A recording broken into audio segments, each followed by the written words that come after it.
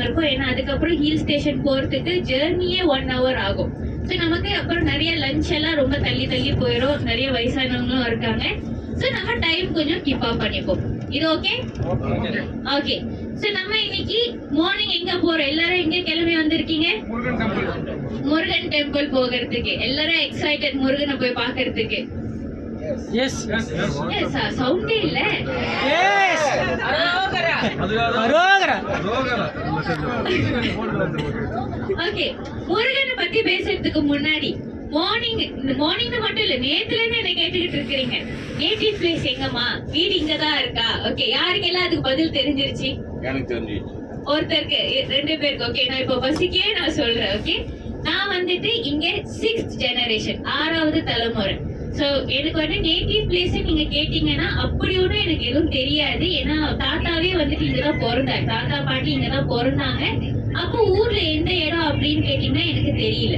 ஊர்ல வந்து ரிலேட்டிவ்ஸோ ஃபேமிலியோ அந்த மாதிரி யாரும் எனக்கு தெரியாது. மேபி இருப்பாங்க, பட் கனெக்ஷன் இல்லை. இப்போதைக்கு என்னோட ஃபேமிலி, என்னோட ரிலேட்டிவ்ஸ், எக்ஸ்டெண்டட் ஃபேமிலி எல்லாருமே மலேசியால மட்டும்தான் இருக்காங்க. சோ நான் வந்துட்டு இங்க born and brought up. Okay, Malaysian citizen. So நான் வந்துட்டு என்ன கேட்டீங்கன்னா நான் மலேசியன் தமிழ் தான் சொல்லுவேன்.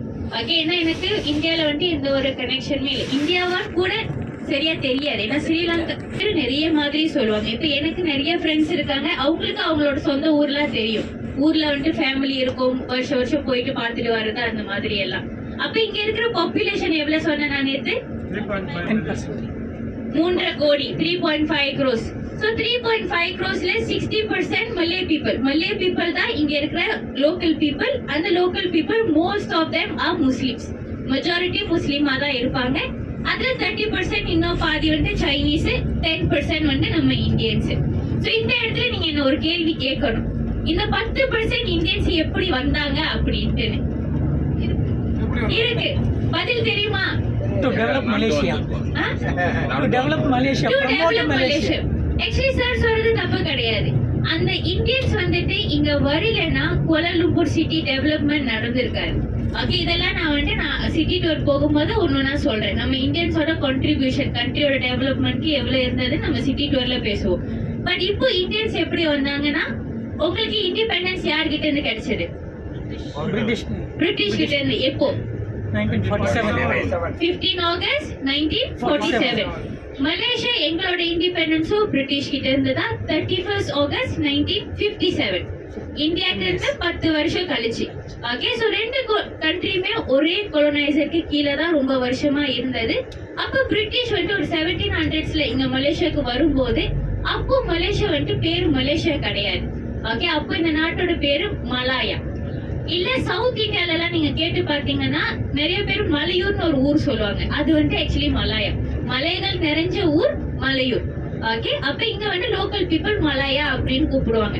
இப்போ பிரிட்டிஷ் பீப்புள் இங்க வரும்போது அவங்க வந்துட்டு பார்த்து கொஞ்சம் வியர்த்து போன ஒரு விஷயம் என்னன்னா, நாட்டோட லேண்ட்ஸ்கேப்பும் வெதரும் தான். எங்க பார்த்தாலும் ஹில்ஸ் அண்ட் மவுண்டன்ஸ் தான் இருக்குது, பிளாட்டாவே லேண்ட் இல்ல. அதுக்கப்புறம் நினைச்ச நேரத்துக்கு மழை வருது. 365 நாள்ல 300 நாள் நல்ல மழை வருதுன்னு. அப்போ பிரிட்டிஷ் பீப்புள் ஒரு இன்கம் ஜெனரேட் பண்ணனும்னா என்ன பண்ணலாம்? அவங்க கல்டிவேஷன். ஓகே, ஆனா கல்டிவேஷன் நம்ம எடுத்துக்கிட்டாலுமே தினமும் மழை வருதுன்னா எல்லா பிளான்ட்ஸும் இந்த மாதிரி ஒரு வெதருக்கு வந்து விளையாது இல்லையா? அப்ப பிரிட்டிஷ் பீப்புள் வந்துட்டு பண்ண ரிசர்ச்ல என்ன கண்டுபிடிச்சாங்கன்னா, இந்த ரப்பர் மரம் கேள்விப்பட்டிருக்கீங்களா? Rubber trees. சோ இந்த ரப்பர் மரம் வந்துட்டு மலேசியன் வெதருக்கு நல்ல குவாலிட்டியில விளையும் அப்படின்ட்டு அவங்க கண்டுபிடிச்ச ஒரு ரிசர்ச். அப்ப அவங்களுக்கு வந்து சாதாரண ரப்பர் மரம்லாம் வேண்டாம். அவங்களுக்கு வந்து இது ஒரு பர்டிகுலர் ஸ்பீசிஸ் தான் வேணும். ஏன்னா இதுதான் வந்து நல்ல குவாலிட்டி லேட்டெக்ஸ் ப்ரொடியூஸ் பண்ணும் அப்படின்ட்டு. சோ இந்த ஸ்பீசிஸ் நடணும்னா இந்த ஸ்பீசிஸ் வந்து பிரேசில்ல தான் இருக்குது. அப்ப என்ன பண்ணிட்டாங்க, ஒரு ஃபியூ பிரிட்டிஷ் மேன பிரேசிலுக்கு அனுப்பி millions of seed and seedlings வந்துட்டு ஸ்மகிள் பண்ணி கொண்டு வாங்க மலாயாக்கு அப்படின்ட்டு. அதையும் வந்துட்டு எடுத்துட்டு வந்துட்டாங்க. இப்ப நமக்கு லேண்ட் இருக்கு, ரெயின்ஃபால் இருக்கு, சீட்ஸுமே இருக்குது. என்ன இல்ல? ஃபார்மர் விட லேபரர்ஸ் இல்ல, வேலை செய்யறதுக்கு ஆட்கள் இல்ல பிரிட்டிஷ் மேனுக்கு. அப்ப அவருக்கு தோண ஈஸியான ஒரு வே என்னன்னா, இங்க இருக்கிற பிரிட்டிஷ் மேன் இந்தியால இருக்கிற பிரிட்டிஷ் மேனுக்கு ஒரு லெட்டர் போடுவாரு. எனக்கு வந்து இத்தனை 1000 பேர் வேணும், நீங்க ஷிப்ல அனுப்பி விடுங்க இங்க வந்து வேலை செய்யறதுக்கு அப்படின்ட்டு. அப்போ அங்க இருக்கிற பிரிட்டிஷ் மேன் மெயின் ஏரியாலாம் டார்கெட் பண்ணாம இந்த வில்லேஜ்ல போயிட்டு டீப்பான வில்லேஜ்ல போயிட்டு தண்டூரம் அடிச்சு ஒரு செய்தி சொல்லுவார்ல, ட்ரம்ஸ் ப்ளே பண்ணி இந்த மாதிரி பிரிட்டிஷ் மேன் வந்துட்டு உங்களுக்கு வேலை வாய்ப்பு தராங்க, நீங்க போனீங்கன்னா திரும்பி வரும்போது நல்ல காசு பணத்தோட வருவீங்க, இங்க இருக்கிற ஃபேமிலி எல்லாம் நல்லா வச்சு காப்பாத்தலாம் அப்படின்ட்டு. எக்ஸாம்பிள், பரதேசி படம் பார்த்திருக்கீங்களா? டீ பிளான்டேஷனுக்கு ஓகே சேம் சிமிலர் ஸ்டோரி தான். ஆனா அங்க என்ன, அது டீ பிளான்டேஷன், இங்க வந்துட்டு இது வந்து rubber plantation. Okay, so British man அந்த மாதிரி சொல்லும் போது நிறைய இந்தியன் மேன் வந்துட்டு இந்த பிரிட்டிஷ் பேச்சை கேட்டுக்கிட்டு கூட வந்துருவாங்க ஷிப்ல. ஆனா வந்த பிறகுதான் தெரியும் இங்க என்ன மாதிரி வேலை அப்படின்ட்டு. இங்க வந்துட்டு ஒரு சேஃப்டி எக்யூப்மெண்ட் ஒண்ணுமே இல்லாம காட்டுக்குள்ள அனுப்பிடுவாங்க. ஓகே, இங்க வந்துட்டு காடெல்லாம் நீங்க பாத்தீங்களா வரும்போதே, இதாவது இப்ப நல்லா டெவலப்டா இருக்கு. அப்போ அந்த டைம்ல யோசிச்சு பாருங்க. அப்போ காட்டுக்குள்ள அனுப்பும் போது அவங்க வேலை என்னன்னா, முதல்ல லேண்ட் கிளியர் பண்ணணும். ஓகே, மரங்களை வந்துட்டு இண்டிவிஜுவலா கிளியர் பண்ணணும். கொளுத்தி விட முடியாது இந்த ஃபாரஸ்ட். ஏன்னா வந்துட்டு மலேசியாவோட மெஜாரிட்டி ஃபாரஸ்ட் ரெயின் ஃபாரஸ்ட்னு சொல்லுவோம், ஈரப்பசை இருக்கிற ஃபாரஸ்ட். அப்ப கொளுத்தி விட்டோம்னா சரியா எரியாது, ஃபுல்லா கம்ப்ளீட்டா பர்ன் டவுன் ஆகாது. அப்ப இந்த மாதிரி ஆட்கள் உள்ள அனுப்பி ஃபுல்லா கட் பண்ணுங்கன்னு சொல்றது. இந்த மாதிரி உள்ள போகும்போது கொசு கடினால மலாரியா வர்றது, டெங்கி வர்றது, இதனால நிறைய சீக்லயே நிறைய பேர் இறந்துருவாங்க. அது இல்லாம வைல்ட் அனிமல் அட்டாக், யானை புலி சிங்கம் அடிச்சு அதுலயும் நிறைய பேர் இறந்துருவாங்க. ஆனா நிறைய பேர் இறக்க பிரிட்டிஷ் ஆபீசர் என்ன பண்ணுவாரு, இன்னும் நிறைய பேர் கூப்பிட்டு வருவாரு. அப்படிதான் வந்துட்டு பேட்ச் 1 பேட்ச் 2 பேட்ச் 3 ஷிப்பா ஆளுங்களை வந்துட்டு கொண்டு வந்தாங்க. சோ இந்த மாதிரி முறையில வந்ததுதான் நிறைய மெஜாரிட்டி இந்தியன்ஸ் மலேசியால. பட் நான் எல்லாருமே இப்படிதான் வந்தாங்கன்னு சொல்ல கிடையாது. பொன்னியின் செல்வன் படம் பார்த்துட்டீங்களா? சோழர் கிங்டம். ஓகே, இந்த சோழர் அரசர் வந்துட்டு 9th செஞ்சுரியிலே மலேசியால வந்துட்டு கடான்னு ஒரு இடம் இருக்கு. இப்ப எல்லாருக்கும் நிறைய ஃபேமஸா தெரியுது கடாரம். ஓகே, கடாரம் வந்து நமக்கு தெரிஞ்சது, பட் இங்க லோக்கலி அதை வந்து கடான்னு கூப்பிடுறாங்க. சோ அந்த இடத்துல வந்துட்டு ப்ரூஃப்ஸ் நிறைய இருக்குது, ஒரு சைட்டே இருக்குது இந்த மாதிரி சோழர்கள் வந்து போன தடயங்கள் அப்படின்ட்டு. சோ அந்த டைம்ல இருந்தே வந்துட்டு இந்தியால இருந்து நிறைய டிராவல் பண்ண ஆரம்பிச்சாச்சு. அப்பயே நிறைய பேர் வந்து செட்டில் ஆயிருந்திருப்பாங்க. இன்னொன்னு, நாளைக்கு நம்ம மலாக்கா சிட்டின்னு ஒரு ஸ்டேட்டுக்கு போறோம். மணி லேண்டிங் பண்றாங்க. முன்னாடி அவங்க family business silk trading, spice trading, கடல் வணிகம் இல்லையா? அப்ப வந்துட்டு நம்ம மலாக்கா போகும்போது பாப்பீங்க ஒரு ஸ்ட்ரெயிட்ஸ் ஆஃப் மலாக்கா இருக்கும். இந்த வழியா அவங்களோட கப்பலை கொண்டு போனா, ஷிப்ஸை கொண்டு போனா அவங்களோட டிராவலிங் டைம் ரொம்ப கம்மியாகும். அதனால மலேசியா வந்துட்டு இட்ஸ் ஷார்ட் கட். அப்ப அவங்க இந்த மாதிரி போகும்போது மலேசியால ஷிப்ஸை நிப்பாட்டி அவங்க ஷிப்ஸுக்கு தேவையான பொருட்கள் ஏத்திக்கிறது, அவங்களோட லேபரர்ஸ்க்கு கொஞ்சம் ரெஸ்ட் கொடுக்கறது, இந்த மாதிரி எல்லாம் மலாக்கால அப்பயே நடந்தது 14th century 15th centuryல. சோ இந்த செட்டியார் ஃபேமிலிஸ் வந்துட்டு அங்கங்க அப்பயே வந்துட்டு ஒரு வீடு வாங்கி போடுறது, ஒரு செட்டில்மெண்ட் பண்றது. சோ அப்ப இன்னைய வரைக்குமே அந்த செட்டி ஃபேமிலிஸ் வந்துட்டு அந்த பாப்புலேஷன் இன்னமும் ஹையா தான் இருக்கு. சோ நிறைய வேஸ் இருக்கு. சோழர் டைம்ல இருந்து இந்த செட்டி டைம்ல இருந்து சிலர் வந்து அவங்க சொந்த பிசினஸ்க்காக பிரிட்டிஷோட டீலிங்லாம் இருந்திருக்கும். அந்த மாதிரி நிறைய வந்திருப்பாங்க. But most of the Indian rubber பிளான்டேஷனுக்காக தான் மலாயா உள்ள வந்தது. இது வரைக்கும் கிளியர்? எஸ். ஓகே, இப்ப சைனீஸ் எப்படி வந்தாங்க? ஆல்மோஸ்ட் இப்படி தான் இருக்காங்க, அவங்களும் இந்த மாதிரி தான் இருக்காங்க. ஓகே, சைனீஸ் வந்துட்டு பிரிட்டிஷ் கொண்டு வர கிடையாது. சைனீஸ் வந்துட்டு இந்த டின் மைனிங் இண்டஸ்ட்ரிக்காக வந்தாங்க. நேற்று நான் சொல்லியிருந்தேன் இல்லையா, இஎம் எடுத்தோம் கோலாலம்பூர்ல இருந்து. ஸோ இந்த இஎம் இண்டஸ்ட்ரியை ஸ்டார்ட் பண்ணி வச்சதே திஸ் சைனீஸ் பீப்புள். ஸோ அவங்க வந்துட்டு அன்னைக்குன்னு மட்டும் இல்லை, இன்னைக்கு வரைக்குமே பிசினஸ் மைண்டட் பீப்புள். எங்க காசு வருமோ அங்க அவங்க இருப்பாங்க. ஓகே, அப்ப அவங்களுக்கு வந்துட்டு கோலாலம்பூர் அந்த டைம்ல one of the biggest tin mining centre South East ஏஷியாலே. அப்ப அவங்களுக்கு தெரியும், ஓகே இங்க வந்து நம்ம டீன் மைனிங் பண்ணோம்னா நல்லா காசு சம்பாதிக்கலாம்னு சொல்லிட்டு நிறைய பேர் சொந்தமா சைனால இருந்து மைக்ரேட் பண்ணி வந்தவங்க தான் தி டீன் மைனர்ஸ். ஓகே, இப்ப 1957ல இந்த தமிழர்கள் ரப்பர் தோட்டத்துல வேலை செய்யறாங்க. சைனீஸ் வந்துட்டு கோலாலம்பூர்ல டீன் மைன் பண்ணிட்டு இருக்காங்க. லோக்கல் வந்துட்டு ஒரு அக்ரிகல்ச்சர் சைட்ல இருக்காங்க. ஓகே, அப்ப 1957 எங்க ஃபர்ஸ்ட் பிரைம் மினிஸ்டர் பிரிட்டிஷ் கிட்ட போயிட்டு எங்களுக்கு இண்டிபெண்டன்ஸ் வேணும்னு கேட்கும் போது பிரிட்டிஷ் நிறைய கண்டிஷன்ல சொன்ன ஒரு கண்டிஷன் என்னன்னா, நீங்க இங்க இருக்கிற சைனீஸ் பீப்புளுக்கும் தமிழர்களுக்கும் பெர்மனன்ட் சிட்டிசன்ஷிப் கொடுத்தீங்கன்னா நான் உங்களுக்கு ஈஸி இண்டிபெண்டன்ஸ் தரேன் அப்படின்ட்டு. பிரிட்டிஷ்க்கு என்ன தைரியம்னா, இந்த 3 ஆட்களும் ஒண்ணு சேர்ந்து வர மாட்டாங்க, கேட்க மாட்டாங்க. ஏன்னா ஒண்ணு சேர்க்கறது கஷ்டம்.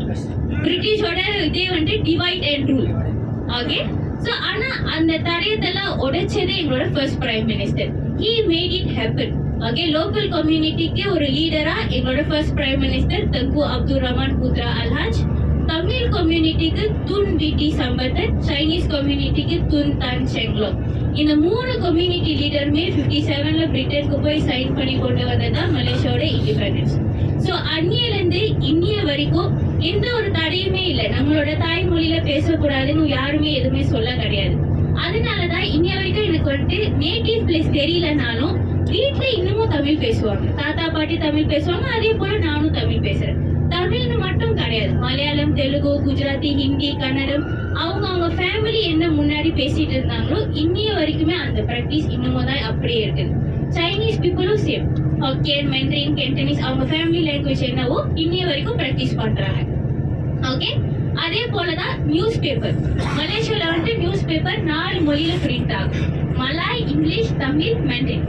ஓகே, எல்லா இடத்துலயும் நீங்க போய் பாத்தீங்கன்னா நியூஸ் பேப்பர் இந்த 4 லாங்குவேஜ்லயும் உங்களுக்கு வந்துட்டு ஈஸிலி அவைலபிள். அதே போலதான் ஸ்கூல் வந்துட்டு உங்க பிள்ளைங்களை நீங்க பிரைவேட் ஸ்கூலுக்கு அனுப்புறீங்களா, கவர்மெண்ட் ஸ்கூல் அனுப்புறீங்களா? ஹானஸ்ட் தான் சொல்லணும். பிரைவேட். பிரைவேட். ஓகே, பட் மலேசியால வந்துட்டு பிரைவேட் ஸ்கூலை நாங்க ப்ரிஃபர் பண்றது கிடையாது. இந்த பிரைவேட் ஸ்கூல் யாருக்குன்னு பாத்தீங்கன்னா வெளிநாட்டுல வந்து வேலை செய்யறாங்க, ஃபேமிலியோட இருக்காங்கன்னா அவங்க சில்ட்ரன் போகணும் அப்படின்னா அவங்க பிரைவேட் ஸ்கூலுக்கு போவாங்க. மற்றபடி இங்க இருக்கிற சிட்டிசன்ஸ் எல்லாருமே நாங்க ப்ரிஃபர் பண்றது is government school. So government ஸ்கூல்லயே 3 விதமான ஸ்கூல் இருக்கு. National school, Tamil school, Chinese school. National ஸ்கூல்ல மலாயிலும் இங்கிலீஷ் மொழியிலும் பாடம் நடக்கும், தமிழ் ஸ்கூல்ல தமிழ்ல பாடம் நடக்கும், சைனீஸ் ஸ்கூல்ல மெண்ட்ரின்ல பாடம் நடக்கும். அண்ட் இவங்க தான் இந்த ஸ்கூலுக்கு போகணும்னு கிடையாது. யாரு வேணாலும் எந்த ஸ்கூலுக்கு வேணாலும் அவங்க இஷ்டப்படி போகலாம். ஆனா 17 வயசு வரைக்கும் ஸ்கூலுக்கு போகணும், அது கண்டிப்பா போய் ஆகணும். ஓகே, அது மலேசியாவோட ரூல்ஸ். அதுக்கப்புறம் ஃபெஸ்டிவல்ஸ்.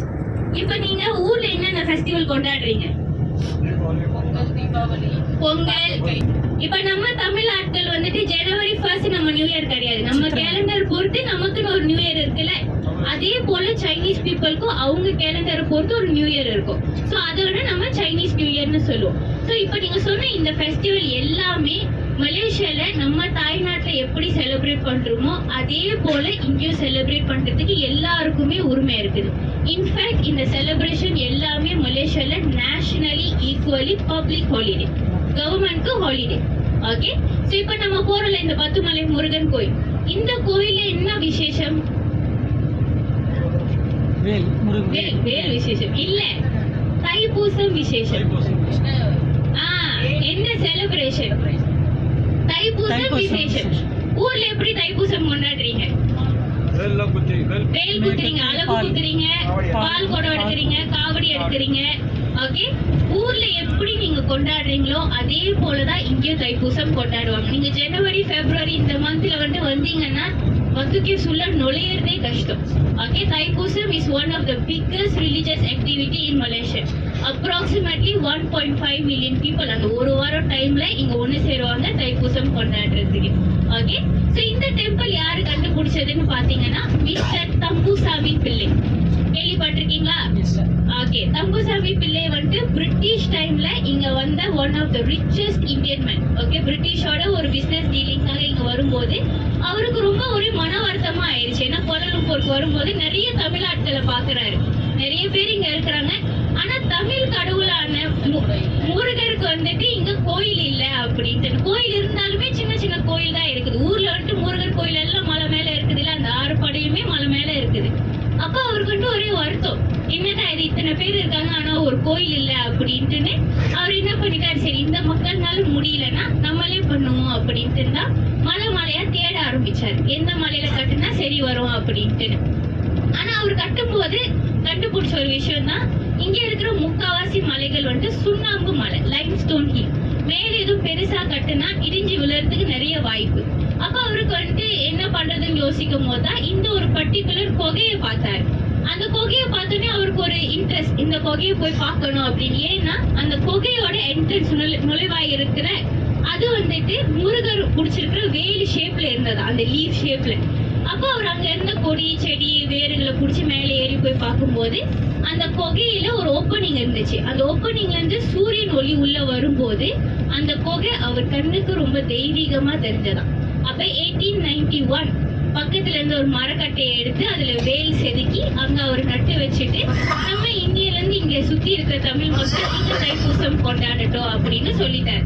1892 the first தைப்பூசம் இந்த டெம்பிள்ல செலிப்ரேட் பண்ணாங்க. இப்போ அந்த கவர்மெண்ட் வந்துட்டு டெம்பிள் மேனேஜ்மெண்ட் கொஞ்சம் பணம் இருக்கும் போது அந்த மர வேல் கட்டையை வந்துட்டு இப்போ ரியல் வேலா மாத்திட்டாங்க. ஓகே, அந்த ரியல் கோல்டு வேலுக்கு வந்துட்டு தனியா ஒரு சன்னிதானம் இருக்கு. அந்த இடத்துக்கு நீங்க போய் பார்க்கணும்னா, இந்த ஒரிஜினல் கேவ் டெம்பிள் நீங்க போய் பார்க்கணும்னா 272 ஸ்டெப்ஸ் நீங்க கண்டிப்பா ஏறணும். ஓகே, ஸ்டெப்ஸ் இல்லாம வேற வழி கிடையாது. ஓகே, எஸ்கலேட்டர் இல்ல, லிஃப்ட் இல்ல, ஒண்ணுமே இல்ல, ஸ்டெப்ஸ் தான் ஒரே வழி. அப்படி இல்ல என்னால ஏற முடியல, என்னால ஏற முடியாது அப்படின்னு நீங்க சொன்னீங்கன்னா நோ இஷ்யூஸ். கிரவுண்ட் ஃப்ளோர்ல ஹனுமான் டெம்பிள் இருக்கு, வெங்கடாஜலபதி டெம்பிள் இருக்கு, சிவன் கணேஷா டெம்பிள் இருக்கு, துர்காமா டெம்பிள் இருக்கு. இதெல்லாம் கிரவுண்ட் ஃப்ளோர்ல இருக்கு. பட் இதெல்லாம் நியூ டெம்பிள். ஓகே, தம்புசாமி பிள்ளை கண்டுபிடிச்ச டெம்பிள்னா அது மலை மேலதான் இருக்கு. ஓகே, உங்க விருப்பம், நீங்க எந்த கோயிலுக்கு நீங்க யார் இங்க போயிட்டு வர போறீங்க அப்படின்ட்டு. இது வரைக்கும் ஓகே கிளியர்? ஓகே, இப்போ நம்ம கோயில் போகணும்னா செருப்பு எல்லாம் கழட்டி வைக்கணும்ல. ஊர்ல நீங்க செருப்பு கழட்டி வச்சா டோக்கன் கொடுத்து ஒருத்தர் பார்த்து பாரு. ஆனா நம்ம மலேசியால இங்க அந்த மாதிரி சிஸ்டம் கிடையாது. நம்ம கழட்டி வச்சுட்டு அப்பனே முருகா என்னோட செருப்பை பாத்துக்கிறதா சொல்ல முடியும், வேற ஒரு வழியுமே இல்லை. அப்படி செருப்பு எதுவும் அங்க இல்ல அப்படின்னா வேற யாரும் இங்கே எத்தி விட்டுருப்பாங்க, இல்ல அங்க இருக்கிற குரங்குகள் தூக்கி கொண்டு போய் வேற எங்கேயா போட்டுருக்கோம். நல்லா தேடி பாருங்க, கண்டுபிடிச்சிடலாம். அப்படி உங்களுக்கு இல்ல பயமா இருக்கு செருப்பு காணா போயிடும்னா நீங்க பஸ்லயே கழட்டி வச்சுட்டு போகலாம். பட் என்ன, அந்த 272 ஸ்டெப்ஸ் வந்துட்டு ஸ்டோன் ஸ்டெப்ஸ், கல்லு ஸ்டெப்ஸ். இந்நேரம் வந்து நல்ல வெயிலுக்கு சூடா இருக்கும். நீங்க ஸ்டெப்ஸ் போட்டுட்டு அந்த ஸ்டெப்ஸ் ஏறலாம், ஷூஸ் போட்டுட்டு அந்த ஸ்டெப்ஸ் ஏறலாம். மேல கேவ் டெம்பிளோட என்ட்ரன்ஸ்ல கழட்டி வச்சிருங்க. ஓகே, அதே போலதான் டெம்பிள் ஏரியால எல்லா இடத்துலயுமே நீங்க ஷூஸ் போட்டுட்டு நடக்கலாம். ஒரு கோயிலுக்கு போகிறதுக்கு முன்னாடி அந்த வாசல்ல மட்டும் ரிமூவ் பண்ணிடணும். ஸோ உங்களோட விருப்பம், நீங்க பஸ்ல கழட்டுறீங்களா இல்ல போட்டுட்டு போய் கோயில் வாசல்ல கழட்டுறீங்களான்ட்டு. ஓகே, இப்ப யாராவது தூங்கிக்கிட்டு இருந்தாங்கன்னா அடிச்சு எழுப்புங்க.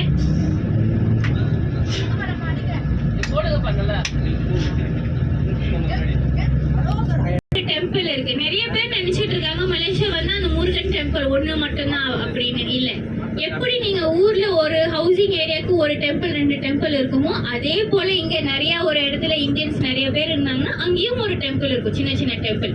பத்துமலை வந்துட்டு இஸ் பெரிய டெம்பிள், நிறைய டூரிஸ்ட் வந்து பார்த்துட்டு போற டெம்பிள். அதே போல வேற வேற நிறைய டெம்பிள்ஸுமே இருக்கு. அண்ட் இப்ப நான் அடிச்சு எழுப்ப சொன்னேன்னா இப்போ வந்து வெரி இம்பார்ட்டன்ட் அனௌன்ஸ்மெண்ட். எல்லாரும் கெசினோ போறதுக்கு பாஸ்போர்ட்